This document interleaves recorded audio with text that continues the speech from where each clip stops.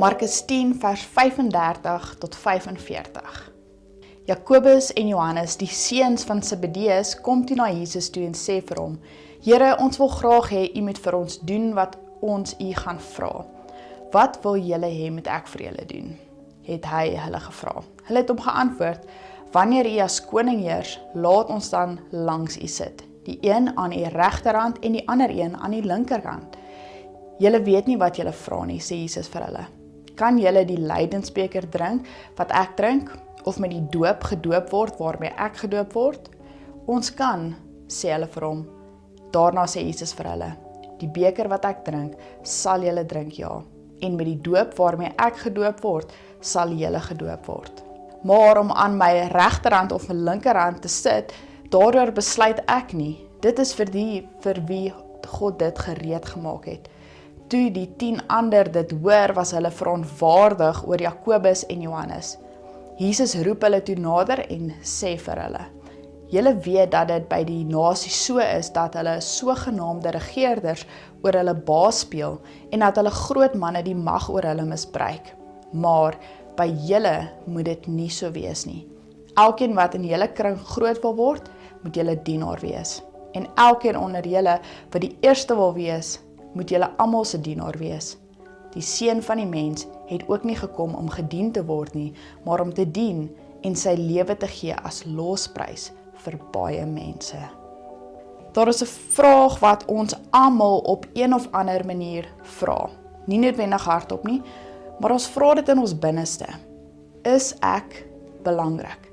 Soms vra ons dit deur ons werk, soms deur ons kinders, soms deur ons prestasies, soms deur hoeveel mense van ons hou, soms deur hoeveel mense ons Instagram stories kyk of ons Facebook posts like, soms deur hoe besig ons is.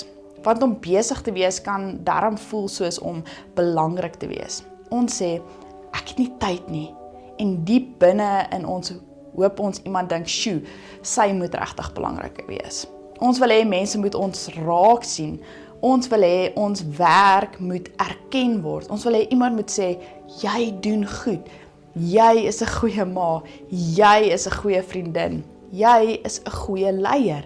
Jy is belangrik. En ek dink dis hoekom hierdie verhaal van Jakobus en Johannes vir my so interessant is. Want hulle doen iets wat ons almal doen. Hulle sê net hardop wat die res van ons gewoonlik net dink. Nou, elke oggend staan ek vroeg op, terwyl die res van ons huisgesin nog slaap. En ek staan vroeg op sodat ek die dogtertjie se kosblikke kan pak vir skool. En ek doen soveel moeite met hulle kosblikke om seker te maak dat dit gesond is en dat daar 'n groot verskeidenheid van kossies is, droë vrugte en neute en 'n droë worsie of 'n salami stokkie, pretzels, ryskoekies, yoghurt of 'n melkie en 'n lekker toebroodjie. Nou ek onthou toe ek op skool was, het ons net 'n kosblik gekry met brood en konfyt. Niks anders nie, dit was dit. Nou, ek weet dat my kinders nie hierdie kosblikke waardeer nie. Hulle weet nie dat dit anders kon gewees het nie. Hulle weet nie hoeveel moeite ek daarin sit nie. En party dae kom daardie kosblikke net so vol terug huis toe. Want hulle het pouse te lekker gespeel en daar was nie tyd vir hulle om te eet nie. Maar nou die dag stuur Analia se juffrou 'n boodskap op die klasgroepie uit. Die boodskap sê: Hier is 'n voorbeeld van hoe 'n goeie, gesonde kosblik lyk. En daar stuur sy 'n foto van Analia se kosblik. Nou, dis eintlik so laf, maar toe straal ek van trots. Ek het daardie goeie, gesonde kosblik gepak. Dit is iets so klein en so eenvoudig, maar iemand het my moeite raak gesien en ek het besef, ek doen elke dag soveel klein goedjies wat niemand raak sien en toe vir 'n oomblik het iemand dit raak gesien. Iemand het my raak gesien. En miskien is dit hoekom hierdie verhaal van Jakobus en Johannes my so tref. Want na alles wat ons nou net gesê het oor daardie behoefte om raak gesien te word, kom ons by 2 mense wat dit nogal openlik sê. Markus vertel: Toe kom Jakobus en Johannes, die seuns van Zebedeus, na hom toe en sê vir hom: Meester, ons wil hê u moet vir ons doen wat ons u vra. ek is mal oor hulle selfvertroue hier. Nie Jesus mag ons dalk iets vra nie. Nee, ons wil hê, U moet vir ons doen wat ons vra. En Jesus vra, wat wil julle hê moet ek vir julle doen? En dan kom hierdie versoek. Gee dat ons aan U regter en linkerhand kan sit wanneer U in U heerlikheid kom. Met ander woorde, Jesus, wanneer U groot word, kan ons ook asseblief groot wees. Kan ons naby aan die mag wees. Kan ons belangrike posisies hê. Kan ons 'n plek hê wat mense gaan raak sien. Hulle wil 'n stoel hê, 'n posisie, 'n bietjie erkenning. Hulle wil hê Jesus moet weet, ons hoort hier. Ons is belangrik. Ons moet 'n plek hê. En dan gebeur iets interessant. Die ander disippels hoor ook hiervan en hulle word kwaad.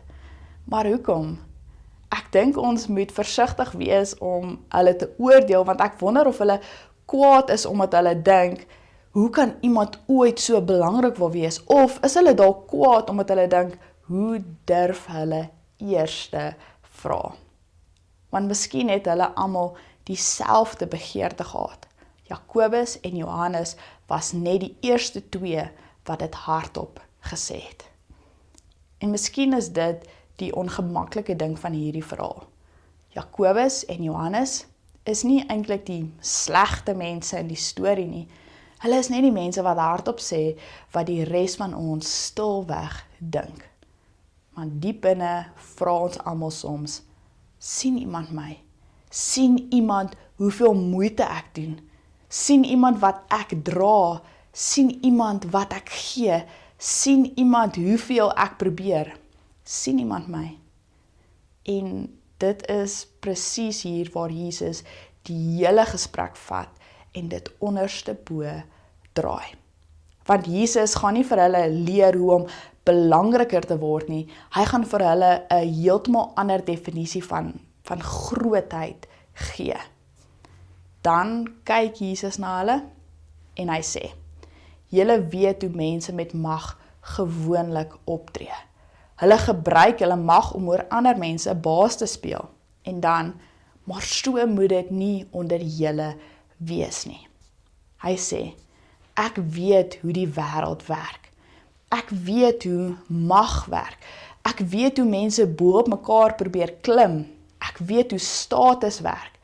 Ek weet hoe maklik mense ander mense gebruik. Maar so moet dit onder julle nie wees nie. Nou ek dink een van die plekke waar ek die meeste leer oor leierskap is nie in die kerk nie, dit is by die huis.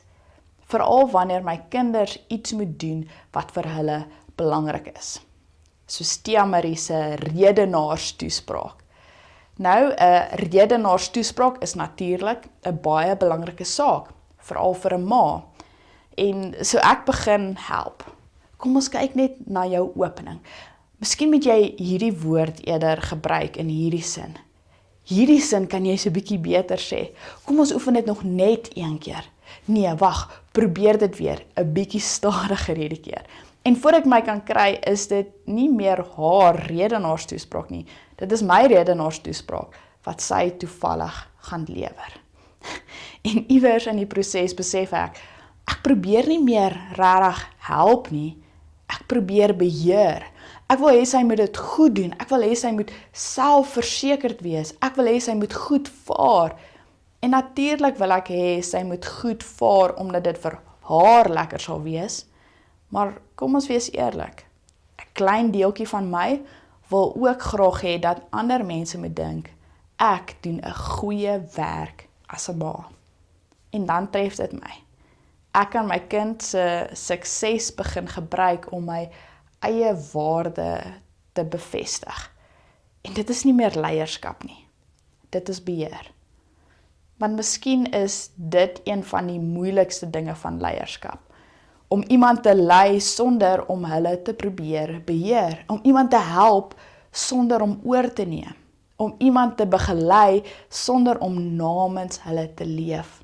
Om iemand sterk te maak eerder as om alles vir hulle te doen.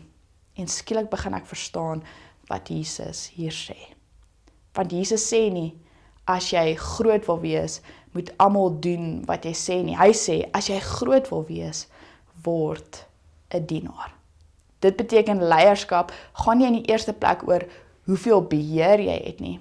Dit gaan oor hoeveel jy bereid is om vir iemand anders te gee, sodat hulle kan groei. Die wêreld se definisie van leierskap is redelik eenvoudig. Meer mag, meer mense onder jou, meer verantwoordelikheid sonder om noodwendig self iets te doen. 'n Groter titel, 'n groter kantoor, groter salaris, meer volgelinge, meer invloed. Maar Jesus vat daardie hele prentjie en draai dit onderstebo. Hy sê, as jy regtig groot wil wees, wees bereid om ander te dien. Jesus sê nie, maak jouself klein nie. Hy sê, maak plek vir iemand anders. Nie wie groot wil wees moet sy ambisie onderdruk nie, maar as jy groot wil wees, word 'n dienaar. En dit is 'n totaal ander definisie van grootheid. Miskien kan ons dit so stel. Die wêreld vra, hoeveel mense is onder jou? Jesus vra, vir hoeveel mense is jy bereid om daar te wees? Die wêreld vra, wat kan ek hieruit kry? Jesus vra, wat kan ek hier gee? En ek dink dit is waar Jesus se leierskap ongemaklik begin raak. Want dit beteken diens is nie net iets wat ons doen wanneer dit ons pas nie. Dit beteken soms ek doen die ding wat niemand anders wil doen nie. Ek gee iemand anders die krediet. Ek luister wanneer ek eintlik wil praat. Ek sê jammer. Ek maak plek. Ek help iemand wat niks vir my kan teruggee nie. Ek gebruik my posisie om iemand anders se posisie sterker te maak. Dit is om te begin met die vraag, wat kan ek doen om te help? Dink net hoe anders sou ons huwelike wees as ons hierdie vraag meer vra. Hoe anders sou ons gesinne wees? Hoe anders sou ons werkplekke wees? Hoe anders sou ons gemeente wees? Want ons eerste vraag is so dikwels, wat moet hulle vir my doen? Wat wil ek hieruit hê? Maar Jesus leer, wat kan ek vir hulle doen? En dan bring Jesus dit natuurlik na homself toe hy sê, want die seun van die mens het ook nie gekom om gedien te word nie, maar om te dien en sy lewe te gee. Jesus gee nie net 'n les oor diens nie, Jesus leef dit. Hy is die een wat alle rede het om gedien te word en tog dien hy. En uiteindelik gee hy sy lewe, want in Jesus se koninkryk lyk grootheid anders. Maar hier is 'n belangrike onderskeid. Om ander te dien beteken nie dat jy geen grense mag hê nie. Dit beteken nie dat jy altyd moet ja sê of toelaat dat mense jou misbruik nie. Jesus nooi ons uit om te vra, hoe kan ek help? Hoe kan ek myself en my tyd en my gawes en my invloed gebruik om ander te dien? En miskien is dit uiteindelik die evangelie in hierdie teks. Jesus sê nie, dien sodat jy belangrik kan word nie. Hy sê, jy hoef nie belangrik te word nie. Jy hoef nie 'n stoel langs Jesus te verdien nie. Jy hoef nie vir jou plek te beklei nie. Jy hoef nie heeltyd te bewys dat jy genoeg is nie. Jy hoef nie mense te oortuig dat jy belangrik is nie. Jy is reeds deur God raak gesien. Jy is reeds geliefd. En dalk is dit presies wat ons vry maak om te dien. Want as ek die hele tyd probeer bewys dat ek belangrik is, gebruik ek ander mense om my waarde te bevestig. Maar wanneer ek weet, ek is geliefd, kan ek ophou om die middelpunt te wees. Dan kan ek iemand anders laat skyn. Dan kan ek vra, wat kan ek doen om te help? So vandag kry ons 'n nuwe definisie van grootheid. Dis nie hoeveel mense weet wie jy is nie, dis hoeveel mense voel raak gesien omdat jy daar was. So laat hierdie eenvoudige vraag vandag by jou bly. Nie hoe belangrik is jy nie, maar wat kan ek doen om te help. Dink aan jou huis, dink aan jou werk, dink aan jou vriende, dink aan hierdie gemeente, dink selfs aan iemand met wie jy tans ongemaklik is. Wat kan jy doen? Wie kan jy dien? Nie omdat hulle dit verdien nie, nie omdat hulle dit gaan teruggee nie, nie omdat iemand dit gaan raak sien nie, maar omdat dit die manier van Jesus is. Dalk hoef mense nie te sê hoe belangrik jy is nie, maar eerder, toe jy daar was, het ek gevoel, ek is nie alleen nie. Toe jy daar was, het ek gevoel, ek word raak gesien. Toe jy daar was, het ek moed gekry, nuwe moed. Toe jy daar was, het iets in my lewe verander. Want Jesus sê, wie groot wil wees, moet dien. En dan kyk hy nie van 'n afstand na ons en sê, gaan doen dit nou nie. Hy sê, kom saam met my. Want hy het nie gekom om gedien te word nie. Hy het gekom om te dien en om sy lewe te gee.